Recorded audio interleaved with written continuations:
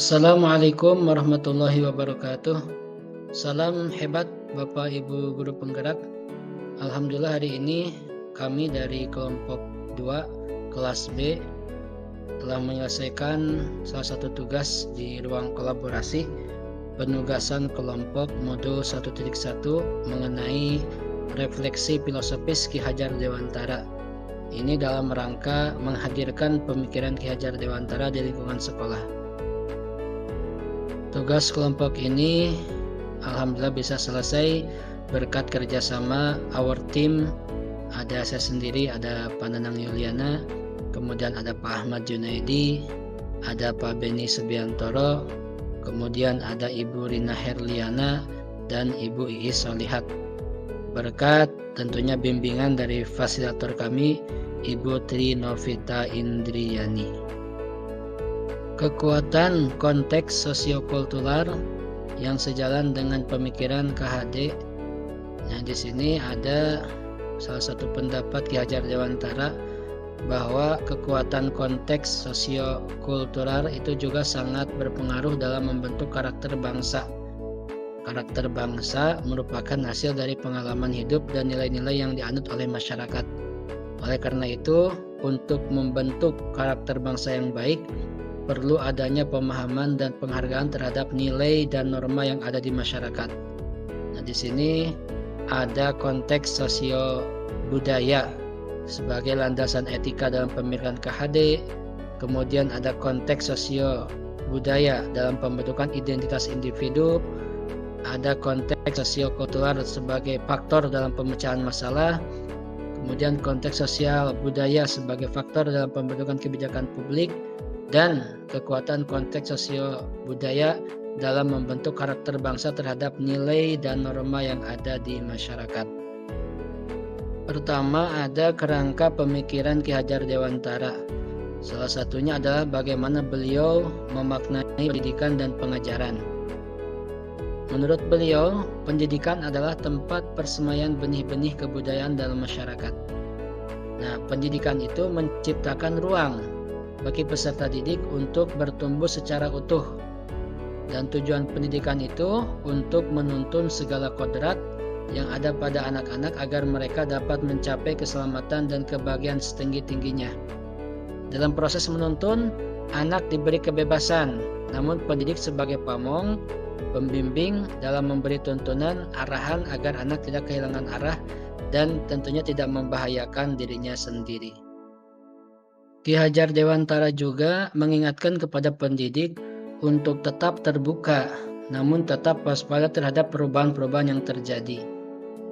Nah, kekuatan sosio budaya ini menjadi proses menebalkan kekuatan kodrat anak yang masih samar-samar, sehingga dasar pendidikan anak berhubungan dengan kodrat alam dan kodrat zaman.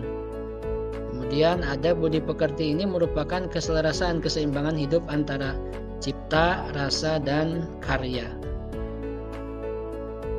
Pertanyaan pemantik pertama, apa kekuatan konteks sosiokultural ya di daerah Anda yang sejalan dengan pemikiran Ki Hajar Dewantara?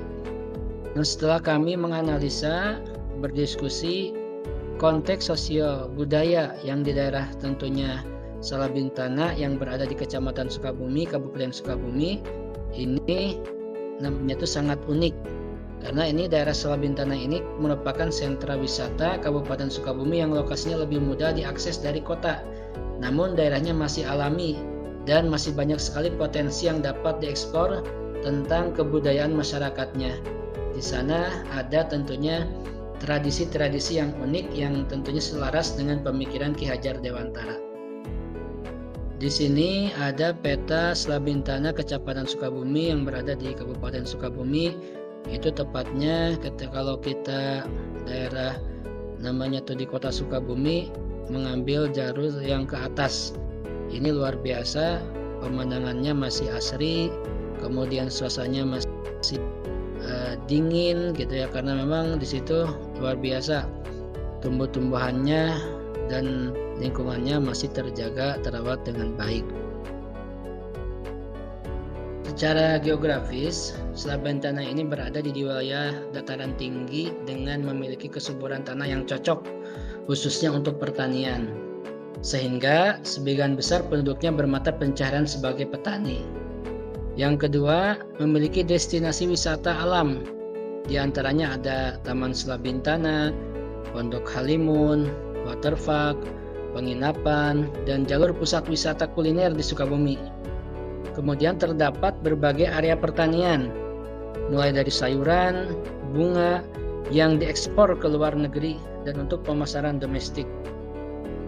Ada juga home industry, kerajinan khas anyaman, dan layang-layang. Terutama di sini yang spesial adalah suji hias serta makanan tradisional.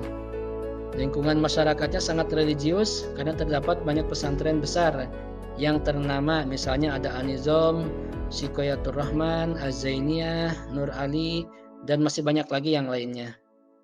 Hal yang tentunya unik juga di sini membiasakan perilaku gotong royong, saling toleransi dan menghargai serta bersikap sesuai nilai-nilai keimanan dan ketakwaan kepada Tuhan Yang Maha Esa. Masyarakatnya masih melestarikan budaya daerah dan kesenian tradisional lainnya seperti adanya perguruan pencaksilat, sanggar tari tradisional, dan tentunya masyarakatnya peduli akan lingkungan dan sesama. Nah, kondisi-kondisi di atas ini masih tentunya sejalan dengan pemikiran Ki Hajar Dewantara, sehingga mempengaruhi dan diaplikasikan dalam pendidikan di daerah Slabintana.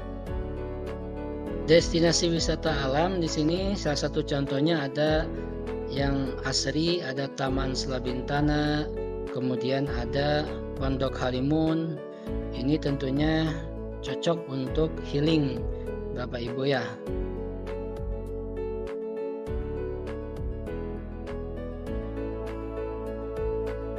Kemudian juga ada waterpark. Di sini yang terkenal dari waterpark itu ada Rizi Az-Zahra dengan Oasis. Daerah wisata tentunya tidak akan terlepas dari yang namanya penginapan. Di sini ada penginapan Hotel Slabintana yang terkenal, kemudian ada Hotel Sarah begitu, dan tentunya hotel-hotel yang lain yang luar biasa semakin melengkapi daerah keistimewaan di Slabintana ini. Untuk wisata kuliner, di sini ada coffee shop bernuansa alam.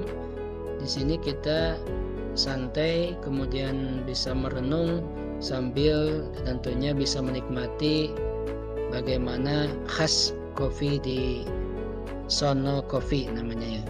Kemudian ada Saung Abah juga di sini menyajikan kuliner khas daerah di Sukabumi.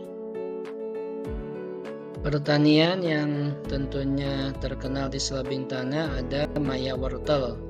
Maya Wortel ini di sini budayanya wisata petik sayuran.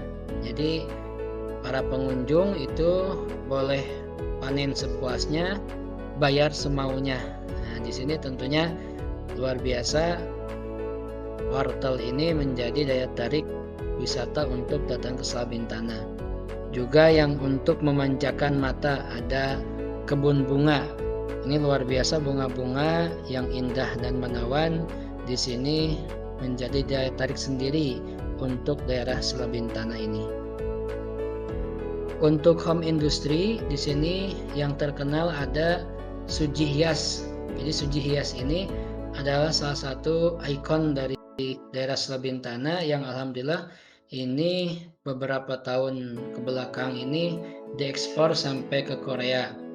Juga ada yang tradisional home industry-nya seperti anyaman dari bambu, kemudian layang-layang tentunya dengan berbagai modifikasi dan variasi.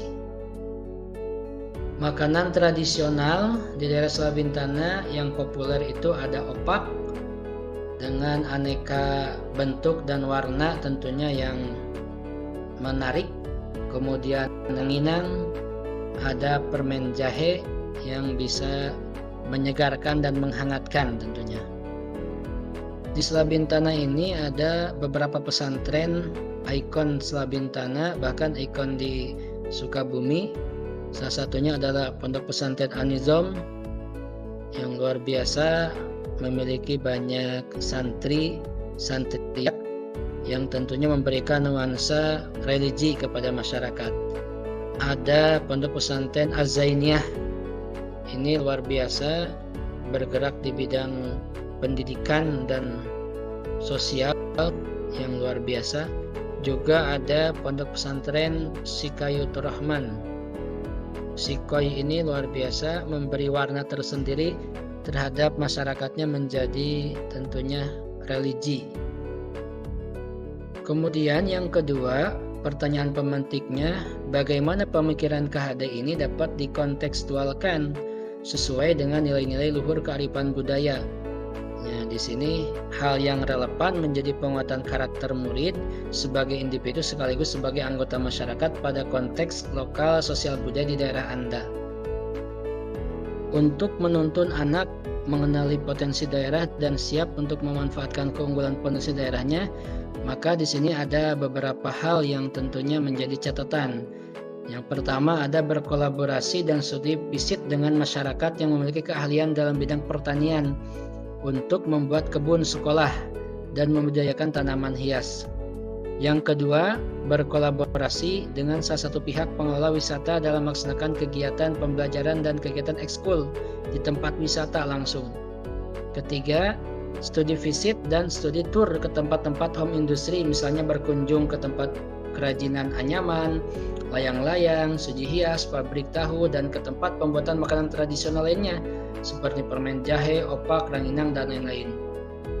Yang keempat, pembiasaan akhlakul karimah dan melaksanakan program amalan yaumiyah, berpakaian muslim, sholat duha berjamaah, sedekah, dan kegiatan kerohanian lainnya.